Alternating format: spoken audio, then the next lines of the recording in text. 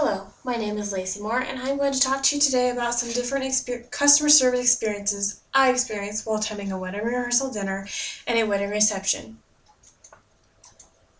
I believe the outer atmosphere invites and encourages customers to enter establishments. So today I'm going to focus on how the outer and inner appearances encourage or discourage an inviting atmosphere. So to begin with, the wedding rehearsal that was held at Hangar One Steakhouse had a fun and inviting atmosphere. The outside of the building was set up to look like an airport hangar, with its station tower and metal siding. It looked like not only a fun place to eat, but that you might learn something about aircraft while you were there. As we're entering the Hangar One Steakhouse, we knew they were going to have a fun and enjoyable evening with all the memorabilia and the waiting staff with pilot uniforms. We were to wait about 5 minutes for our table, which wasn't that long with all the things to see. In my second experience, the wedding reception was held at the Grand Chapel that portrayed elegance and boasted of old beauty. It made you feel as if you might enter into a fairy tale upon opening the doors, as the fairy tale you thought might be was in fact the Grand Chapel of white beauty. It was what I thought every girl could imagine for a picturesque chapel. White molding framed the windows and the ceiling, and the sky to the skylight. And since we were here for the reception, we entered through the double doors into the reception hall, which had been shaded in lavender accents and dim lighting. The standards of service in establishments are the next most important impressions an establishment can make. Cleanliness and etiquette show how respect, in addition to positive attitudes given by the waiter and waitresses.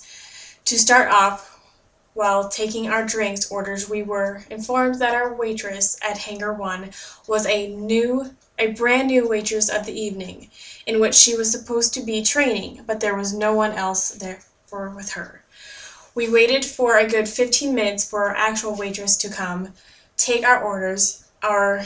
Since our waitress had finally taken our orders, apologetic for being late to our table and for any mishaps the new girl might have made.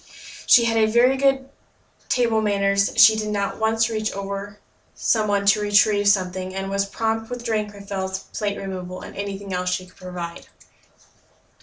There being a little bit of time issue with the wedding party, the second experience of the service at the Grand Chapel, waitresses and waiters were prepared to hold the food.